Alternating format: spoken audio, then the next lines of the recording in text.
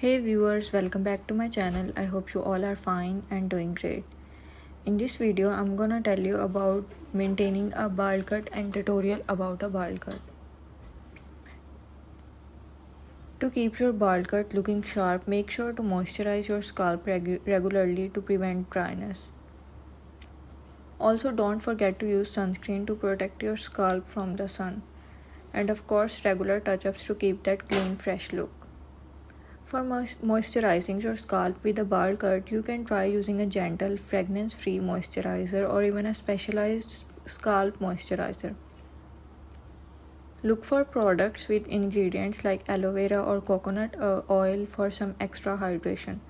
Just a little TLC for your scalp. Some popular brands for scalp moisturizers that you might want to check out are Head & Shoulders, Nioxin and She Moisture. They have some great options specifically designed to keep your scalp healthy and hydrated. Give them a try and see which one works best for you. So viewers, let's end the video here. If you like my video, please like and subscribe my channel and don't forget to press the bell icon. Thank you.